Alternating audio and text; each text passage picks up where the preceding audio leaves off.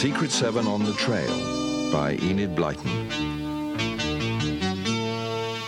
Dramatised by Edward Phillips.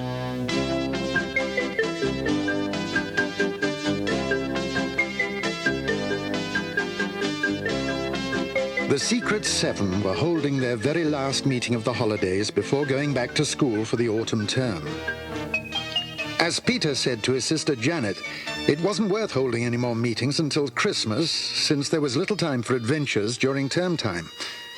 Peter and Janet were waiting now in the little shed at the bottom of the garden for the other members of the society to arrive so the meeting could begin.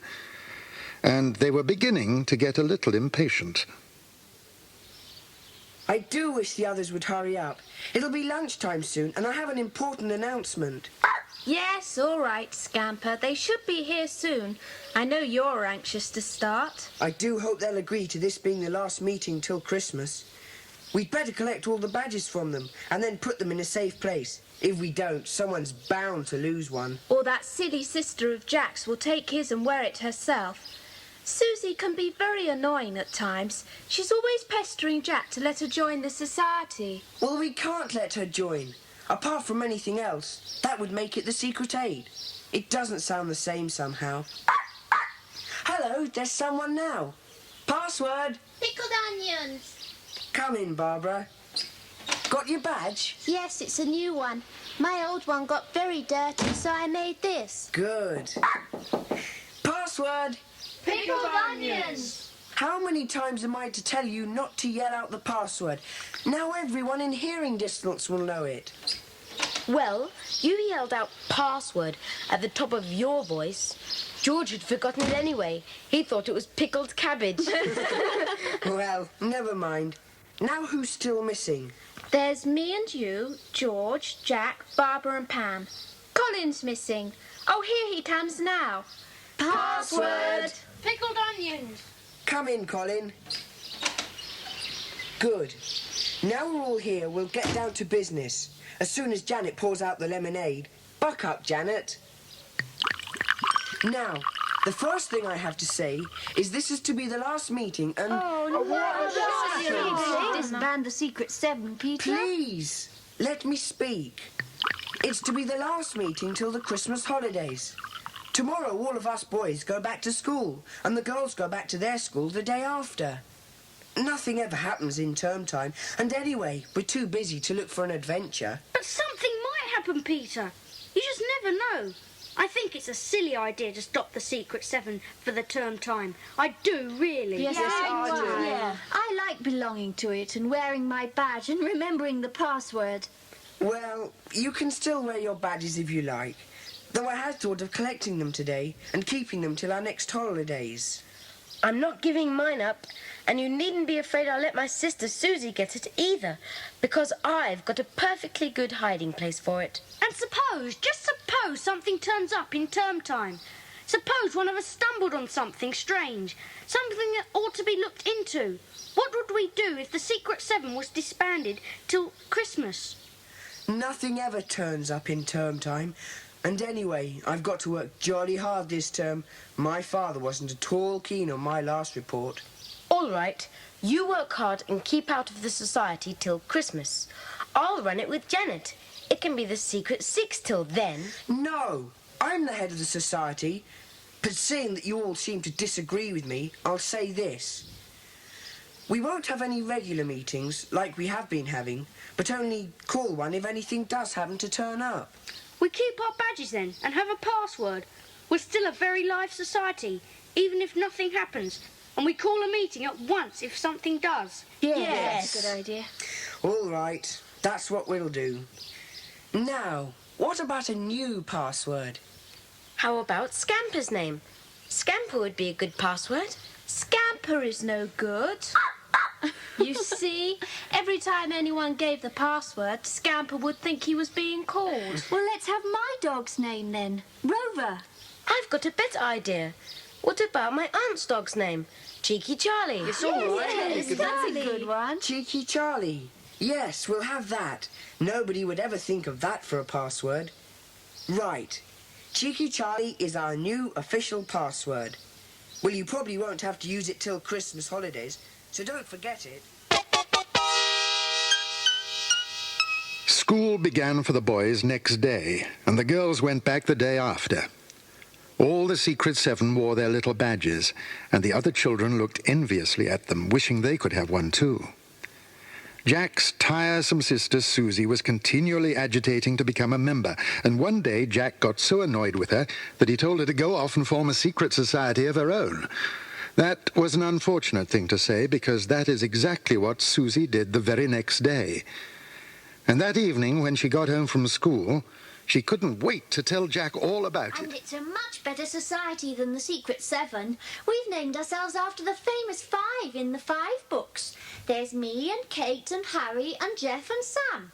Our badges are bigger. We've got a splendid password, which I wouldn't dream of telling you. And we have a secret sign, too. You haven't got that. What's your secret sign? I've never seen you make it. Of course not. It's secret. And we're meeting every single Saturday morning. And what's more, we've got an adventure going already. I don't believe you. Anyway, you're just a copycat. It was our idea. Well, you wouldn't let me belong to your silly Secret Seven. Now I belong to the famous 5. And it's true, we have got an adventure going.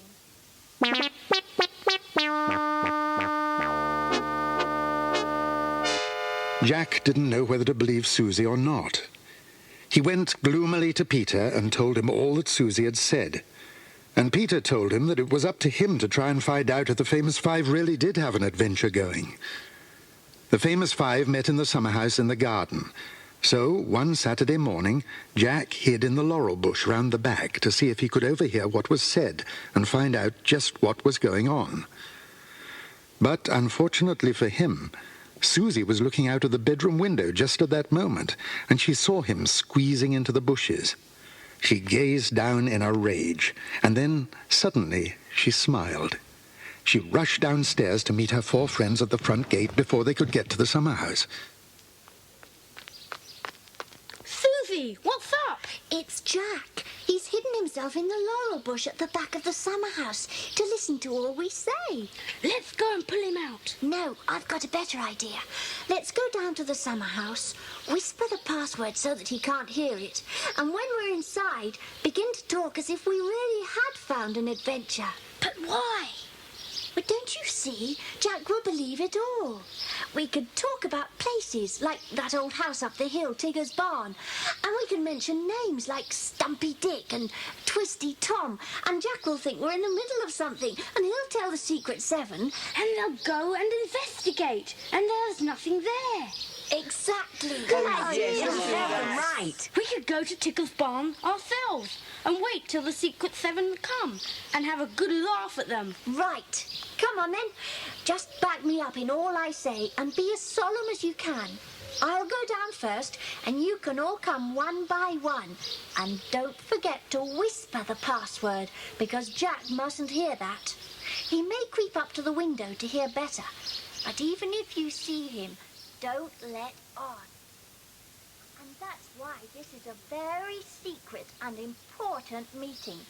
I found out where those villains are meeting. It's at Tigger's barn, that old deserted house up on the hill. Stumpy Dick and Twisty Tom will both be there. They're planning something we must find out about. So 1 or 2 of us must go to Tigger's barn and hide ourselves so we can hear what they're up to. I'll go with you, Susie. All right, Jeff. You and I will go together. Of course, it'll be very dangerous. Oh, we don't care about that. After all, we are the famous 5. When is the meeting to be? Well, I found out that they'll be meeting there on Tuesday night. Right. We'll go up there on Tuesday then, after school. Well, famous 5, that's all for today. Meet again when you get your orders. And remember, don't say a word to anyone.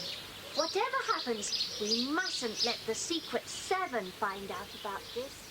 Jack crept carefully out of the laurel bush and dusted himself down. He debated with himself what to do.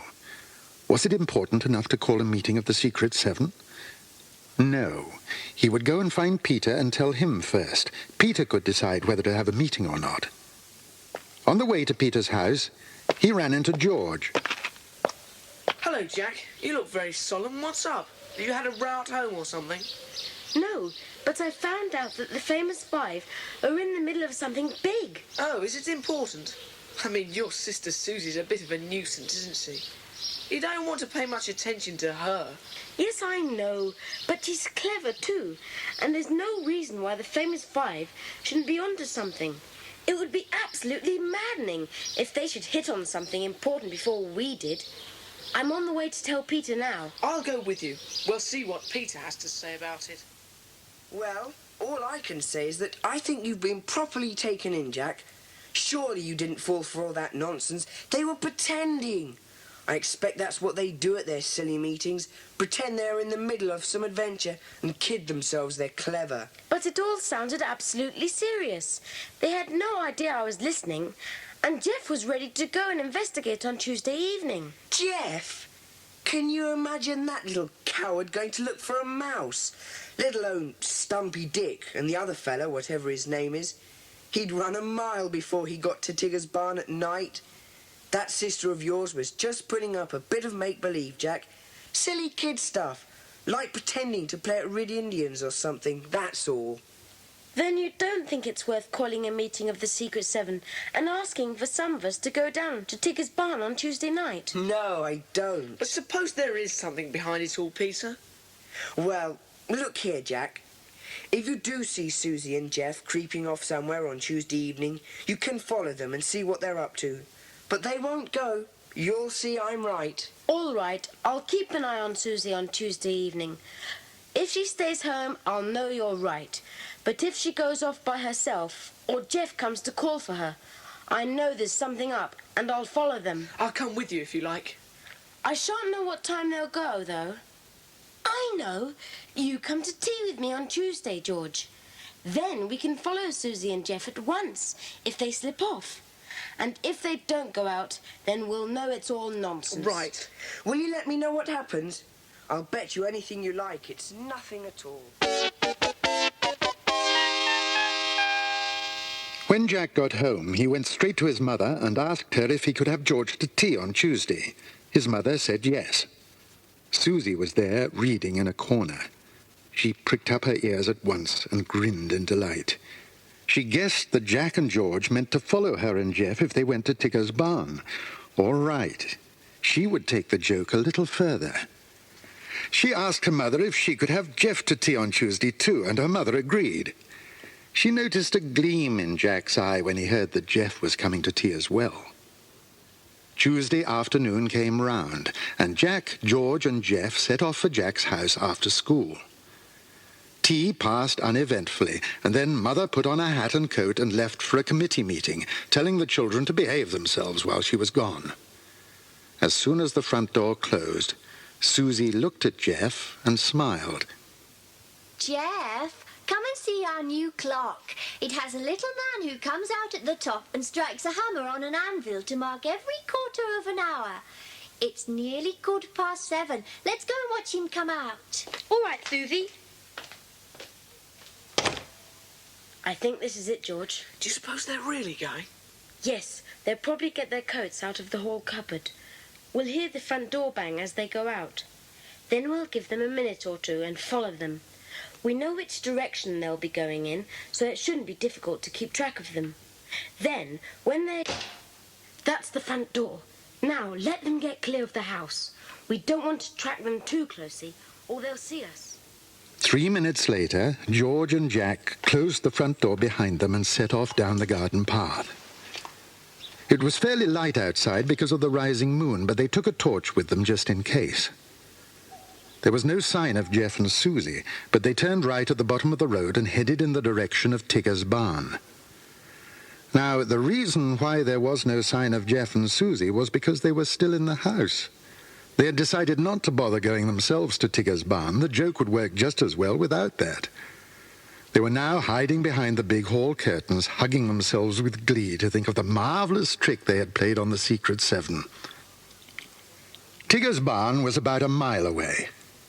It was up on a lonely hill hemmed in by trees. Once it had been part of a farmhouse which had been burnt down. It was now only a tumble-down shell of a house used by tramps who needed shelter. Children had played in it until they had been forbidden to in case the old walls gave way. When Jack and George arrived at the top of the hill, everything was still and quiet in the moonlight, and there wasn't a soul to be seen. There's no sign of him, George. I thought we'd caught up with him by now. Well, all I can say is they must have taken bicycles. They couldn't have gone so quickly otherwise. Has Susie a bike? Yes, and I bet she's lent Jeff mine. What do we do now? Let's see, if we can get inside. The doors are all bolted up, but there's no glass in any of the windows, so it shouldn't be difficult. Let's try this one. Steady now. Come on. Put your foot on these bricks. For heaven's sake, George, be careful. Sorry, Jack. Are you all right? Yes. Well, we're in anyway. Now let's not try to make any more noise. If those men are here... What was that? It's just an owl. It's two owls, or two birds anyway. Jack, you don't think it's those men signalling to one another, do you? You may be right, George. Come on, we'd better hide quickly. Over there in that big fireplace. There's plenty of room, and it's dark in there. If we're lucky, we won't be spotted. Where on earth have Susie and Jeff got to? Never mind about them now. Get as far into the corner as you can. Jack, look! Outside the window, someone's shining a torch. Shh, don't make a sound. Come on, Zeb. Through this window. Give Larry the signal again to tell him the coast's clear. Over here, Larry. All clear, Joe. Yes. Come on in. We'll go into the big room. There are boxes to sit on there and the light won't shine out so much as it would from this room. We can't be too careful. Jack, there is a meeting here after all. The famous 5R onto something. Listen, George, I'm going to creep across the floor and go to the door over there and see if I can hear what they're saying. No, don't. They're sure to hear you coming. I've got rubber-soled shoes on. I shan't make a sound. You stay here, George. I shan't be long. Don't move or make a sound. Jack crept silently off, and the minutes ticked slowly by. George waited anxiously, growing more and more worried. What on earth was Jack doing? He should have been back by now.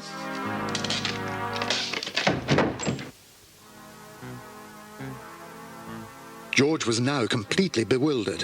What was that crash? And why had the men stopped talking? What had happened to Jack?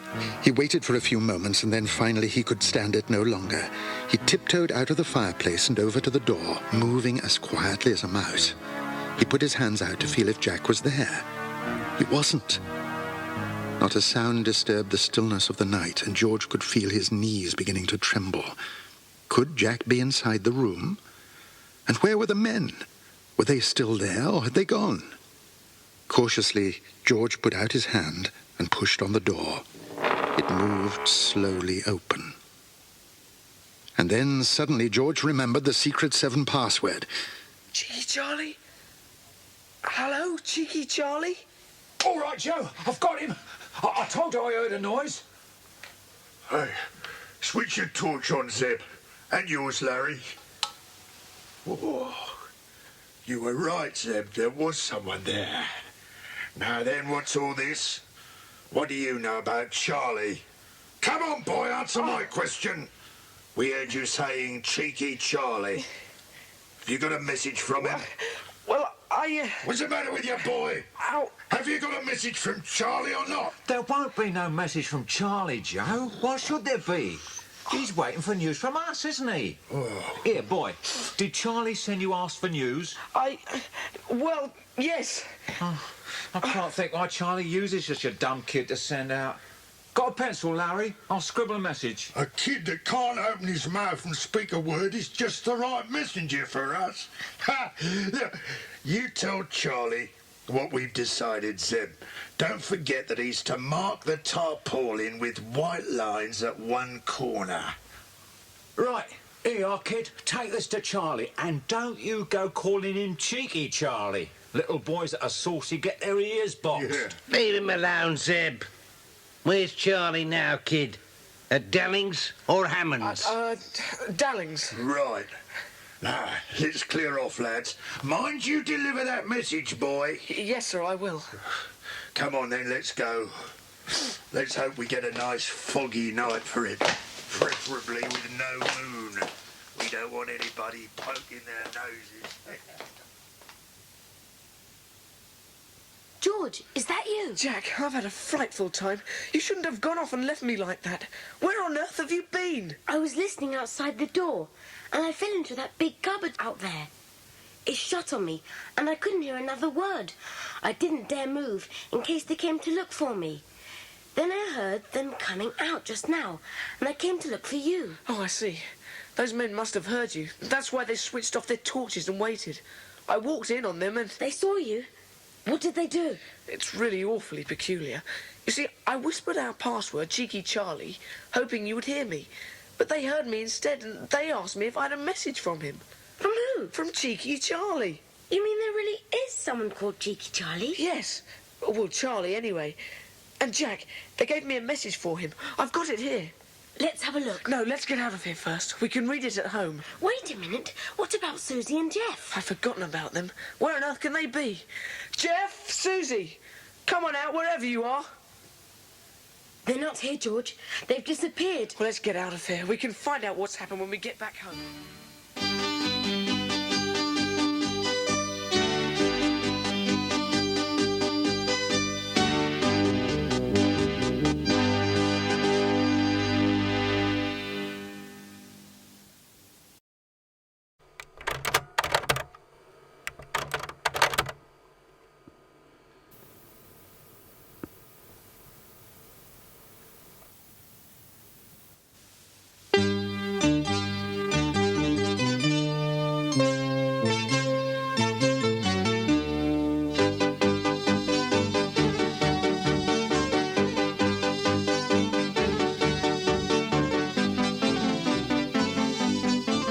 At 5 o'clock the following afternoon, every single member of the Secret Seven was gathered in the shed in Peter's garden. All of them had raced home quickly after school, gobbled their teas, and come rushing to the special emergency meeting.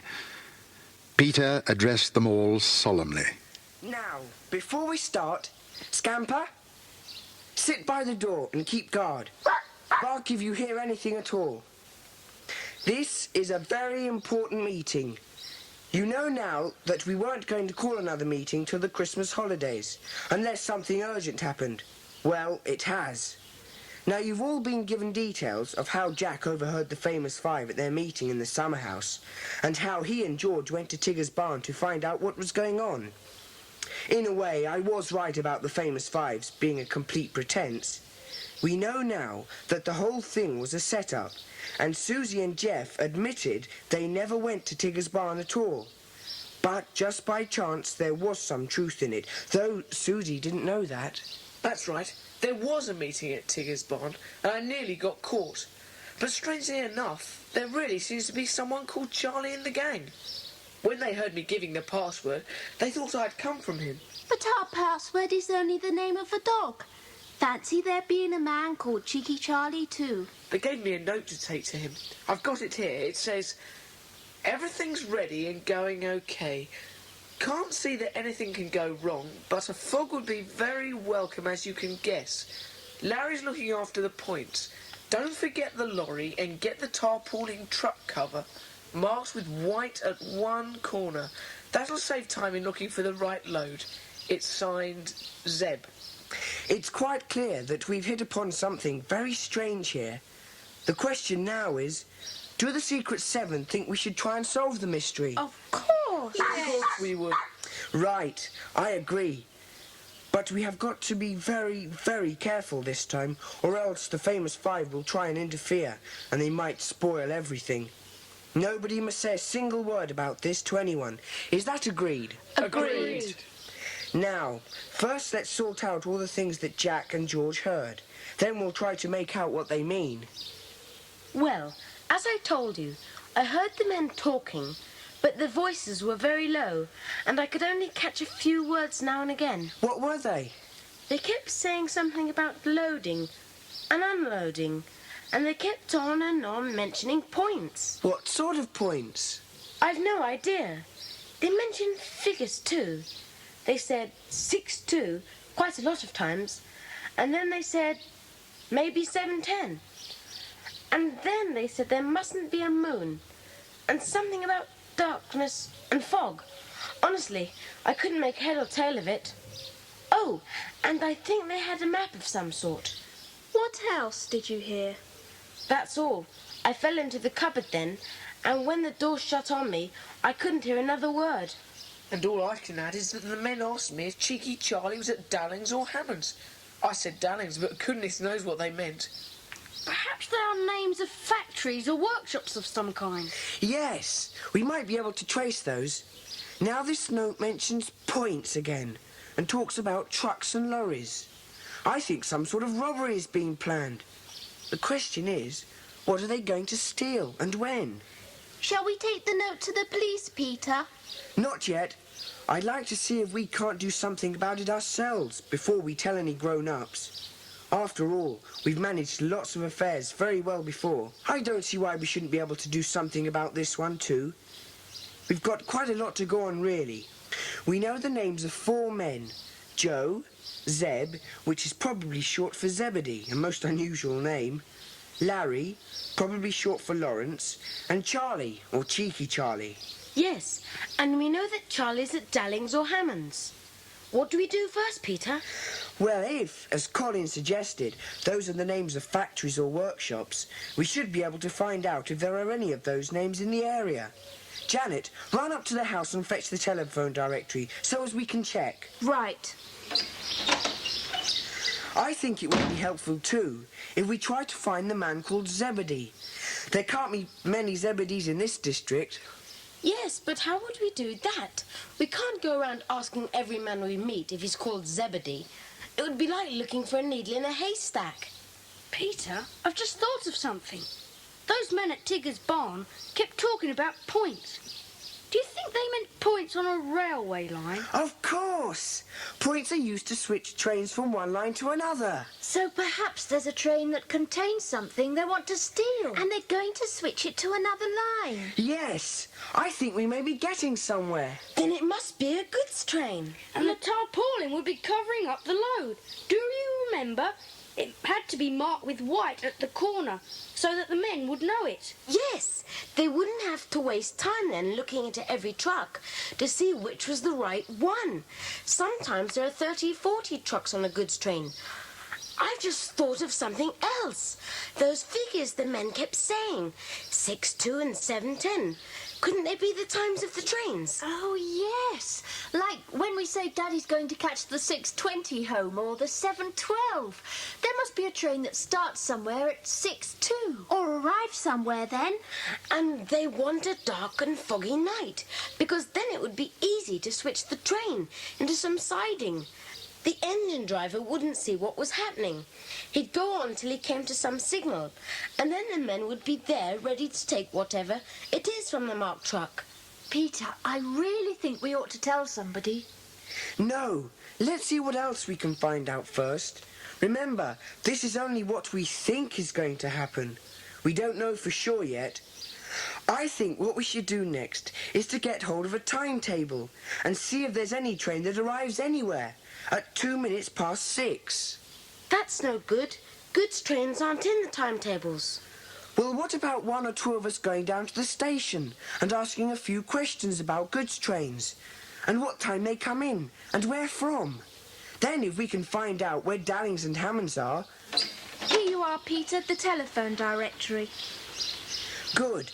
We've decided the men are talking about switching a goods train onto a branch line, Janet, so they could steal something from one of the trucks. The thing is, what? Now let's see what we can find. I'll look for Dallings first. Dale, Dalglish, Dalling, Dallish, Dallings! Here it is! Oh, there are 3 Dallings. There's a Mrs. A. Dalling, Rose Cottage, Hubley, and E.A. Dalling of Manor House, Tallington, and Messrs. E. Dalling, manufacturers of lead goods, of Petlington. The manufacturers sound the best bet. Let's look at the H's. Here we are. Hall. Goodness, what a lot of people are called Hall. Hallett, Hammers, Hamming, Hammond. I say, look at this. Hammond & Co. Limited, lead manufacturers, Petlington. There you are, 2 firms dealing in lead, one called Dalling and one called Hammond. Cheeky Charlie must be something to do with both. Lead's very valuable, isn't it, Peter? I'm always reading about thieves going and stealing it off church roofs. Yes. Now, what have we got so far? It looks as if Cheeky Charlie might be going to send a load of lead off somewhere in a railway truck. And Zeb and the others are going to switch the train to a sideline and steal it. Cheeky Charlie must have quite a high position if he's in both firms. I wonder what his real name is. We'll worry about that later. Let's get down to the station now, while we have the ideas still fresh in our minds. Colin, you come with me. Jack and George have had plenty of excitement so far, but you haven't had very much. The rest of you, see if you can come up with some ideas about finding this Zebedee. Come on, Colin. I have an idea the railway station is going to prove very helpful.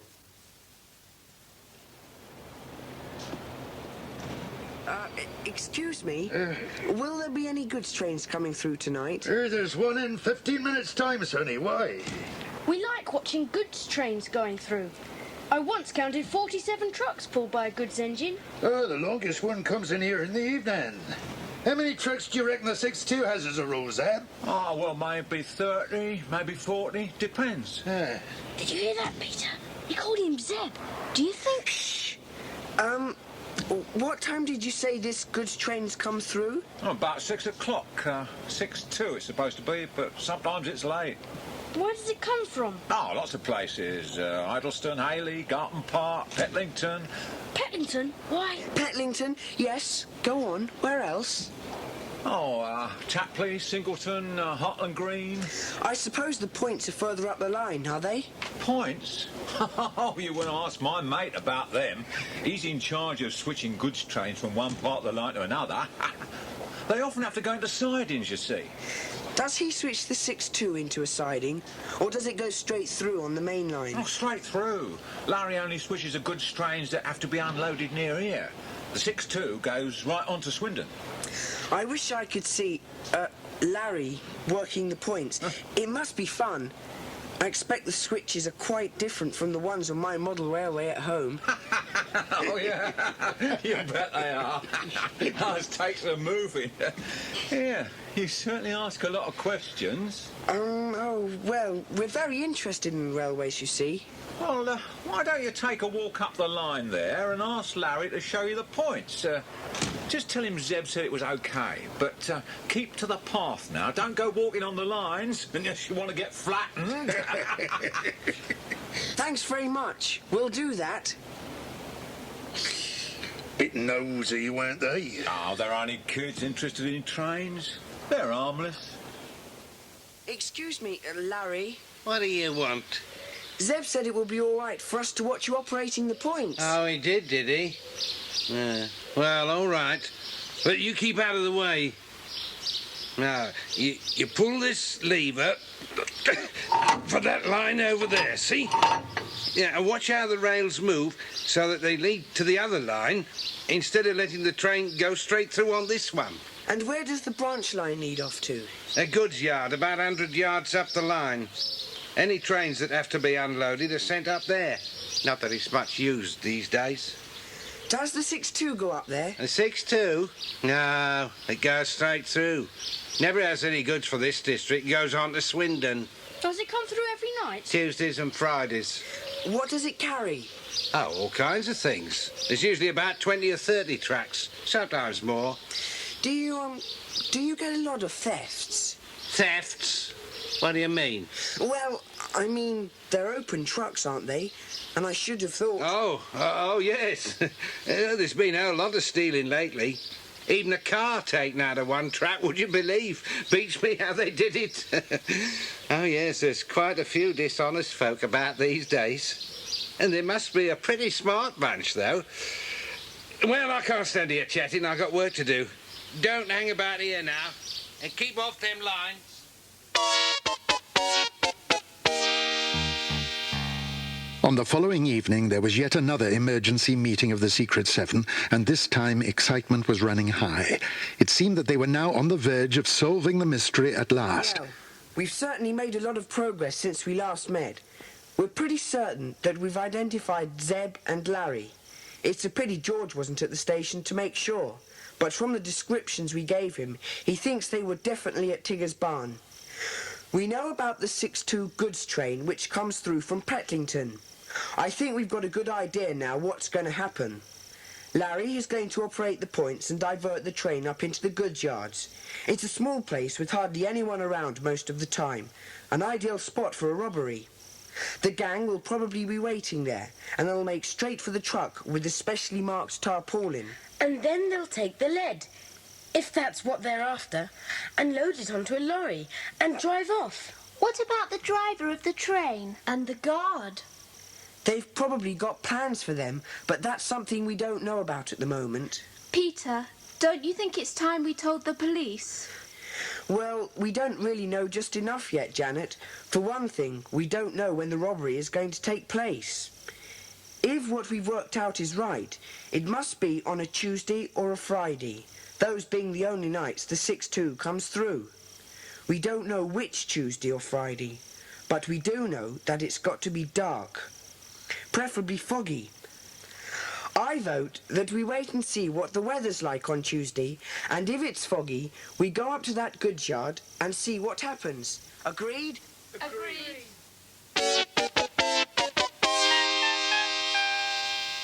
The weekend dragged by, and the Secret Seven couldn't concentrate on anything but the state of the weather.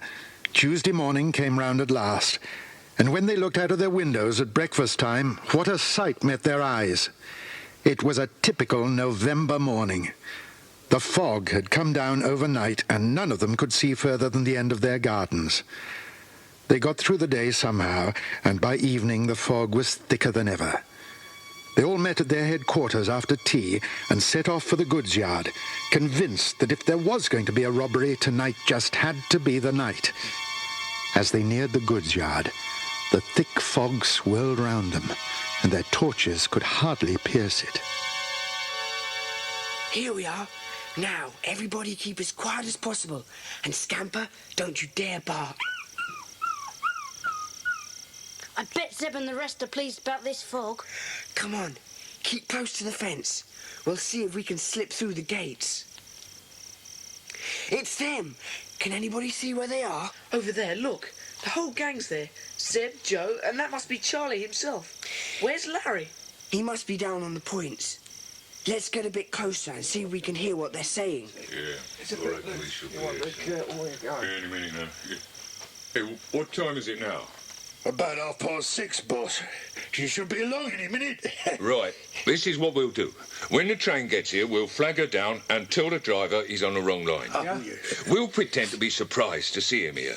We'll tell him he'd better stay on this sideline till the fog clears and he can get orders and go back. Then we'll take him off to that shed and the guard too, and hot up some tea or something. Zeb, you keep him there, and as soon as Larry gets here, we'll get on with the job. Boss, I think she's coming now. Here, what's up? You're on a sideline. You must have been diverted. You are the 6-2, aren't you? Yeah, that's right. There must have been some mistake at the points. We should have gone straight through. Where are we? In the goods yard. Oh, don't worry, you're well out of the way of the mainline traffic. Better not move, though, till you get orders. This fog's terrible. Suppose you're right. Is this your guard? Yeah. What's happening? We've been diverted. We're in the goods yard and we'll probably be here for the night. My missus is expecting me for supper. We'll be lucky to be on for breakfast at this rate. Oh, come over to the shed. There's an oil stove there, and we'll light up and have a cup of something hot. Don't you worry about telephoning for orders. I'll do that. Who are you? I am in charge of this yard. It's lucky we're here. I bet your orders will be to stay here for the night. Here, Zeb, see if you can find a shakedown for 'em somewhere. OK. I'll just kill the engine. Come on in, over this way. Let's get something hot inside. Right, start up the lorry, Joe, and take it to the truck. Remember, it's the one with the white tarpaulin. Hey, who's that? It's me, boss. Larry. Everything okay? Yeah, you're like a charm. Now, let's get to work.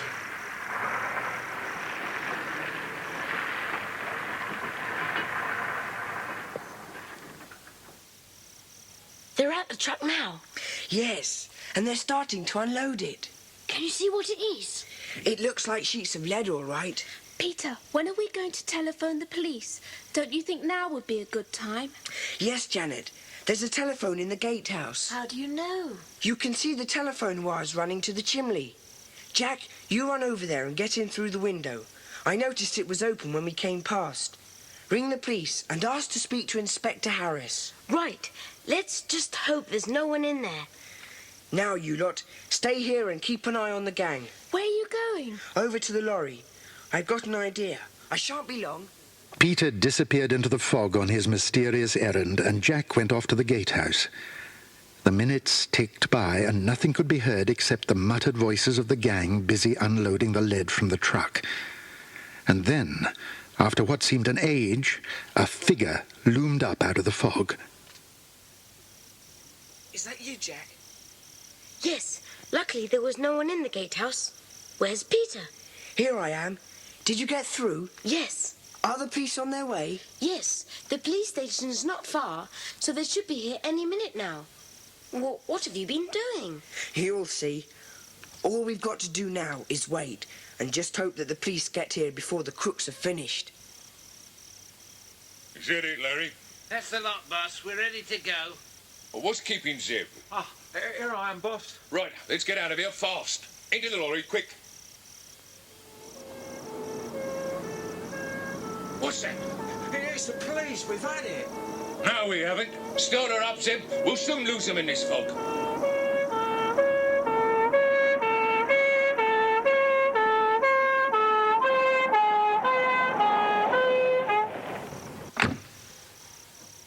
Inspector Harris, you're just in time. They're over there. Right. Come on, men. Grab them. Start her up, Zeb, you idiot. What's the matter with you? Drive the lorry at them if they try to stop us. I can't find the key. It's disappeared. The game's up, Charlie. You're surrounded. Are you coming quietly or not? Is this what you're looking for, Zeb? It's the key. The kids have got the key. Why, you... All right. That's enough. Take them down to the station. All right. Well, that was a smart piece of work. I'll walk back with you. There's no room in the cars for me. A bit of a squash in there at the moment. Jenkins, go and have a word with the driver and the guard and tell them what's happening. The next evening there was a very special meeting of the Secret Seven. Only this time there were 8 people present. The 8th person was a guest. None other than Inspector Harris himself. And I would just like to say, in conclusion, that it is an honor to be here. And I thank you all for your help in rounding up Cheeky Charlie and his gang. He's been robbing goods trains all over the place, but we've never been able to get a lead on him until now. He's a clever fellow, but not quite so clever as the Secret Seven. Thank you, sir. And now I would like to call for 3 cheers for the famous 5 in appreciation of their putting us on the track of the most exciting adventure we've had for a long time. Hip hip! Hooray! Hip hip!